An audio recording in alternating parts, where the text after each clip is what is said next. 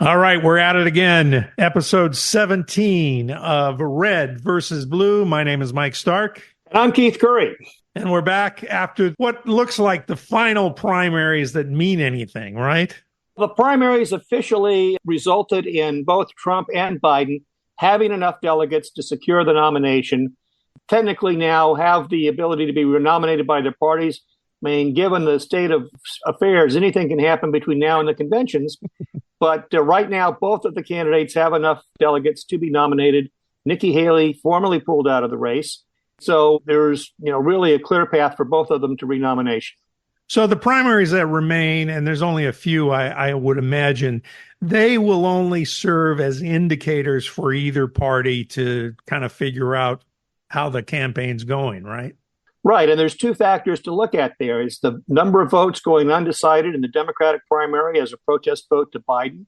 And two, how many voters continue to vote for Haley or another Republican alternative versus Trump now that he's got things locked up.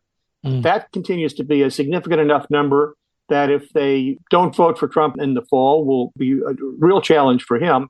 And the other issue is turnout, because turnout has been particularly low, and particularly low for Democrats. Let's just look at a little bit at a couple of the numbers. In Georgia, which, as we all know, is a battleground state, Trump actually received more votes, even though he had Haley on the ballot, than Biden got statewide. In Washington state, the combination of Trump and Haley got to 21% in Washington, which is a significant protest vote, exceeded Joe Biden's total, even though Washington is a deep blue state. So those kinds of turnout numbers, I think, are flashing a very cautious signal for the Democrats in terms of voter enthusiasm for the candidate. Here in California, where we also had a primary, we had 32% right now turnout statewide, low for 20 years. And if you look at the counties, Alameda County, a very strong Democrat county, 25%, Los Angeles County, 28%, Amador County, 58%, and El Dorado, 50%. Those are Republican counties in the mountains, not very big. Orange County is 36%. So Democrat turnout, even in a state like California, was diminished from what it had been in previous primaries. That is a big warning sign for the Democrats. Now, of course, Republicans, same thing. Nikki Haley in Georgia took 13.2%. But in Chatham County, which is Savannah, which is the area that Trump needs to win if he's going to carry the state, she took close to 35%. Wow. And by the way, for our listeners out there, the best food in America is not in San Francisco or New Orleans or New York. It's in the corridor between Savannah and Charleston, in my humble opinion. She also ran very well in the Atlanta suburbs. So that's a big warning sign for Trump. That is something that we have to watch. We know the parties will be watching. Yes. Okay, vice president status. We've got some news in that area, especially with the third party candidate announcing his possible choices. Robert F. Kennedy Jr. was there, and he has now three candidates. Aaron Rodgers, the quarterback formerly of the Packers and now of the Jets. Jesse Ventura, the former wrestler and governor of Minnesota. And Mike Rowe, the popular home improvement television star, are all on apparently Robert F. Kennedy's short list. And it could be interesting. Aaron Rodgers, there are millions of Green Bay Packer fans, particularly in Washington, and at least 24 New York Jets fans who might be influenced by Aaron Rodgers being on the ticket. Yeah, that's possible. And Jesse Ventura, I was thinking about that. Other than George Murphy and Ronald Reagan, Jesse Ventura was kind of our first celebrity candidate, wasn't he, in the modern times? He was, and of course, he led quickly in that era to Schwarzenegger. Right. I will just say that the Jesse Ventura era in Minnesota did not end well. He sort of wore his welcome out fairly quickly there. Yeah. And Kamala has some bad numbers, right? Well, there's new polling out. 54% don't believe she's qualified to be president. And she has a 36% approval rating, according to the poll in USA Today. So we're at a situation here. If you're Donald Trump, the political imperative that your professionals are looking at is we need to put Nikki Haley on the ticket because we need to get those Haley voters. If we lose them, we're going to lose the election. But he's just not going to do that because he just doesn't like Nikki Haley. She's not a loyalist. She won't, violate the Constitution if need be to keep him in office. And there's enough bad blood that it's going to be that's not even going to be considered. Wow. In Biden's case, he could probably bolster himself if he had a better, stronger vice president that people felt comfortable about in case something happened to him. There's obviously a lot of concern about Harris becoming president, but he is in a political no man's land where he can't dump Harris because it would mess up his Democratic coalition and his position with black voters, and he would hurt himself with his base. So both of them are sort of stuck with, in Trump's case, not being able to pick the candidate that would be most helpful. And in Biden's case, having to take somebody who is not helpful and not being able to improve that, given their political situations. That's not a good place to be. We're in a place now where politics is driven by factors other than what is the rational, practical thing I need to do to win. Right. And so you get very weird stuff happening. Yeah. I would imagine those announcements will be made shortly, at least in the case of Trump, right? Well, you would think so, because that would allow him to sort of, unify the ticket and get a message going and have a surrogate who can be out there campaigning while he's in court all summer. The other side of the coin of that is it takes all of the drama away from the convention. There's not likely to be any drama in the convention. So he may or may not do that. He marches to an unconventional drum. Right. He should do it. Biden gave the State of the Union address. Normally, a president gets a bump from that. That was not the case with Joe Biden, right? It was not. Polling shows he got 0 bump. In fact, he lost 2 points nationally after the State of the Union speech. Democrats initially, I think, were encouraged to see that he could actually talk for 90 minutes. He was feisty. He was angry. The rest of the country looked at it and said he was angry and he was yelling at us and my kids were busy and I had to cook dinner and I sort of missed most of what he said. Probably most of the latter part, right? Yeah. Well, they had Katie Britt to sort of round things out. Well, and in the case of Trump, vice presidential candidates have had a bad week also. Katie Britt did not do herself any favors. And we talked about it before, and I sort of thought it was okay. But facts come out, and apparently she was talking about a woman who was sexually abused during the George W. Bush administration. So that sort of took the sting out of that attack. And she became sort of a parody of herself, although she was very pleased, stoked to be played by Scarlett Johansson on Saturday Night Live. Yeah, and Ted Cruz thought it was cool too, I understand. Well, that's the new standards for being accepted, I guess, in society. So give them that. And then the governor of South Dakota, Noem, apparently went to Texas and had her teeth done. And so now she's doing commercials for the dentist, which apparently violates some ethics laws either in Texas or in South Dakota. And you wonder, why can't you find a dentist in South Dakota? But nonetheless, Texas appears to be the place to go if you want your teeth done. And as one commentator said, it's refreshing to see somebody actually going to Texas for a medical procedure. It doesn't happen a lot. But that sort of put her back into the parody thing. So his list is becoming a little bit tarnished too. We'll see what he does. Yeah. Okay, so now we move into what you call the next phase of the campaign. The fact that the primaries are over means that we're going to move into now what is going to be the longest, basically general election campaign almost in American history, because the candidates are now been determined. So now they're going to start facing off against each other, and it's going to be what has been deemed the air war, which means people are going to go on media. They're going to beat the hell out of the other guy because this is a campaign where if you drive the other guy's negatives up, people will ultimately hold their nose and vote for you. That's the thinking behind it. So Joe Biden is going to spend $30 million of his campaign's money attacking and redefining Donald Trump and redefining himself a little bit. The Republican Accountability Project is going to spend $50 million attacking Donald Trump. They've got ads. You can find them on YouTube now with Republicans basically saying, I voted for him in 16, I voted for him in 20, I'm not going to vote for him now, and here's the reasons. They're long format ads, at least the ones on YouTube, 2 minutes and 30 seconds, and 1:47, I think, is the other one, that really are pretty, I think, effective in terms of showing Republicans why they shouldn't want to vote for Trump. Apparently, super PACs associated with Biden have a $250 million media buy reserved going into the late summer to bash Trump.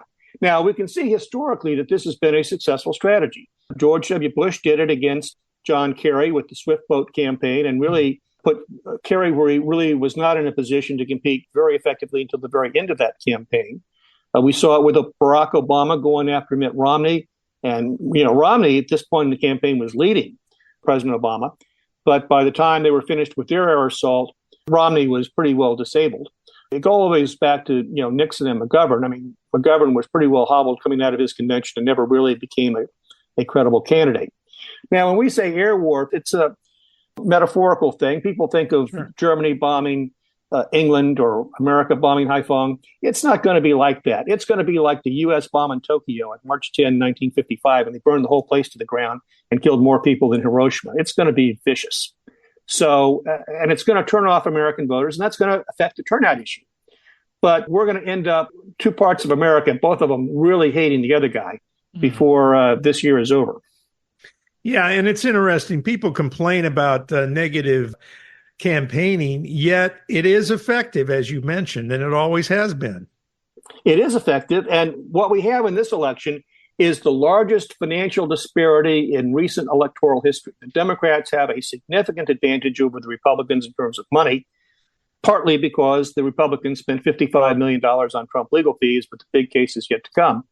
And that's going to really give the Democrats a significant advantage in this air war phase of the campaign going into redefining both of the candidates. So, how important really is the purse for each candidate? Well, in a normal campaign cycle, you would say it is a critical and decisive factor. It's going to be an important decisive factor in this election, going after that sliver of voters in the middle who is still persuadable one way or the other, or hardcore Democrats who may not turn out because they don't like Biden's position on Palestine, or Republicans who may not vote for Trump because they think he's anti-constitutional and not a conservative. So it's critical there. But it's less critical in this election because we have seen no amount of money that you can throw against Trump is going to cause his base to really abandon him. And same with Biden. He's got a base, and it's really, money is not going to cause those people not to vote for Biden. Right. Palestine might, but money, is not going to be the difference it would be in a normal election. Has there ever been somebody that has outspent the other candidate and lost? Oh, of course. Michael Bloomberg would be the most recent candidate. He actually was the other candidate who won American Samoa versus Joe Biden 4 years ago. But that's the only place he won. But Michael Bloomberg spent a ton of money. John Connally in 1980 spent $1 zillion against Ronald Reagan. He won one delegate in Arkansas before he withdrew from the race. So money doesn't mean everything. No, you have to have an effective message to communicate. But again, in an election where we're all fighting for very small and defined slivers of candidates, it's going to be a factor. I remember talking to Ken Millman, who ran George Bush's reelection. They were so micro-targeted with their media that they could put an ad on for a woman on the treadmill at a gym in Ohio at 10 in the afternoon talking about her school and why George Bush is going to save the school or whatever other the issue was that polling told them that woman was concerned about. So you're going to see some very sophisticated ads and very targeted ads, I think, because they have the money to do them. But that is not the case with the Trump organization, who basically has taken over the RNC now, with Laura Trump leading the RNC. They've taken over the RNC. And, I was around when Reagan took over, and a lot of the people at the RNC didn't were Bush people. They were good, solid people. He didn't do the wholesale house cleaning that Trump is doing, but they changed the people at the top. But they were professionals who knew how to run campaigns and do the nuts and bolts of voter turnout, voter ID, having lawyers in the right place, that kind of thing. 60 people got fired last week at the RNC, so they're going to start again, and they put in an election denier as part of the election integrity unit. The New York Times today is reporting, or New York Magazine, that the Republicans are way behind in terms of organizing, the get out the vote, the ballot harvesting, the kinds of things that they need to win, that they've spent the better part of 4 years telling people are illegal and immoral.